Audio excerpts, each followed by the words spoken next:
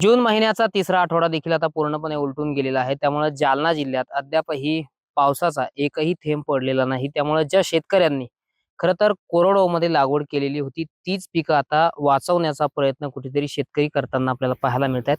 बदनापूर तालुक्यात असंच काहीसं चित्र आपल्याला पाहायला मिळतंय. आपण पाहू शकतो की कोरडवाहूमध्ये ही कपाशी लागवड केलेली होती आणि तीच कपाशी आता वाचवण्याचा प्रयत्न शेतकऱ्यांकडून सुरू आहे. तुषार सिंचनच्या माध्यमातून हे सगळं रान जे आहे ते आता भिजवण्याचा प्रयत्न हा शेतकरी करतोय आणि त्यातूनच आपली कपाशी वाचेल अशी आशा कुठेतरी या शेतकऱ्यांना लागलेली आहे. आपण पाहू शकतो की 2-2, 3-3 पानामध्ये हे कपाशीचं पीक सध्या आपल्याला पाहायला मिळतंय आणि तेच वाचवण्याचा प्रयत्न आता शेतकरी बांधवांकडून केला जातोय. खरं तर जून महिना आता पूर्णपणे सरत चाललाय तरी देखील पावसाने हजेरी लावली नाही आणि पावसाने हजेरी लावली नसल्यामुळे ही पिकं जी आहेत ती आता धोक्यात आल्याचं चित्र आपल्याला खरं तर पाहायला मिळतंय.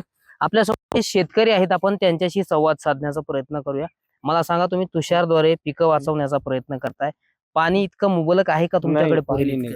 बर एक एक तास भर चालती फक्त. बर.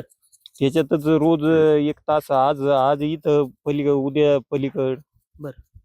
तरी या वाट पाहू राहिलो. 2-3 हप्ते झाले. जून उलटून पाऊस येईना. काल थोडसा झाला, त्यानं आजूक आगीच पडलं.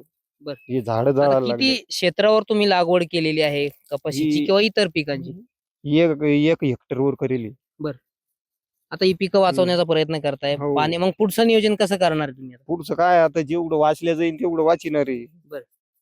पाणी आलं तर वाचन, नाही तर बरं, इथं घेत- आता हीच परिस्थिती सगळीकडे सुद्धा पाहायला मिळते आज. समधीकडे पुऱ्या गावातच तशी परिस्थिती.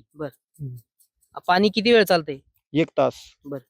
आणि त्यानंतर बंद थेट उद्याच. म्हणजे दररोज 1-1 तास तुम्ही 1-1 तास. पाणी देऊन हा. जगवण्याचा प्रयत्न हा. करताय. आपण हो. पाहतोय की दररोज 1 तास पाणी देऊन ही पिकं जगवण्याचा प्रयत्न हे शेतकरी करताय. आपल्यासोबत हे बाबा आहे. बाबा, काय नियोजन आहे पाण्याचं? पाणी आहे का गावामध्ये? आणि आता दुष्काळासारखी परिस्थिती खरं तर निर्माण झाल्याचं चित्र पाहायला मिळते. हो, बरोबर आहे. दुष्काळ म्हणजे पाणी नाही जास्त, त्यामुळे काय होऊ राहिलं की पीक हे बरोबर नाही आमच्या गावचं. बर. हा, धोक्यात आहे पीक. बरं, कशाची लागवड झालेली आता?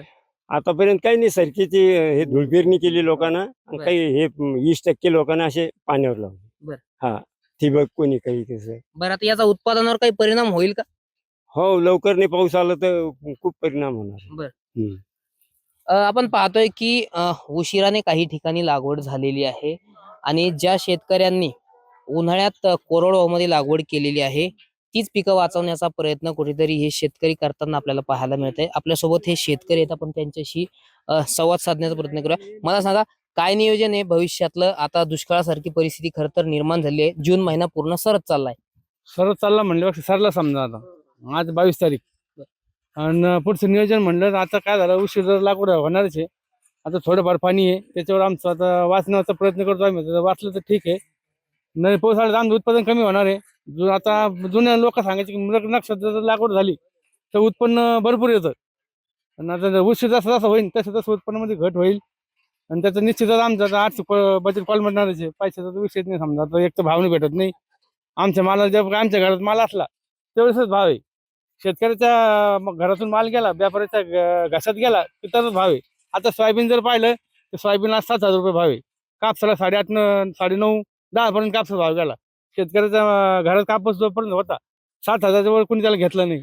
म्हणजे चारही बाजूनी शेतकरी संकटात आहे. सगळ्या बाजूने संकटात आहे आता. बरं. काय करा म्हणजे त्याला कोणी वालीच नाही राहिला फक्त आता. फक्त आता निसर्ग पुढचं होता. पाण्याचं नियोजन कसं असेल तुमच्या गावात? नियोजन आता फक्त 1-1 तास मोटर चालते. आता जसं जसं उशीर होईल पाणी आमचं कमी कमी होत जाईल. आता विहिरीने तळ गाठले. तळ गाठले, फक्त 1 तास मोटर चालते आता. आपण पाहू शकतो की दरवर्षी मृग नक्षत्रामध्ये शेतकरी बांधव लागवड करत असतात, मात्र यावेळेस मृगही नक्षत्र उलटून गेलाय आणि तिसरा आठवडा जूनचा उलटलेला आहे. अगदी काही दिवसावरती जुलै महिना येऊन ठेपलेला आहे, तरी देखील 4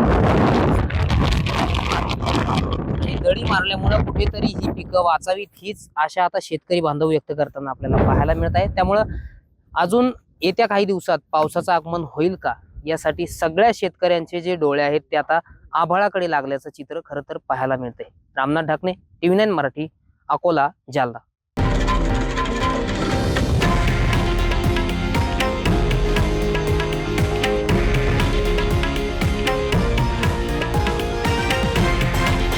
हे आहे देशातील नंबर 1 न्यूज नेटवर्क आणि आपण पाहत आहात TV9 मराठी, एकमेव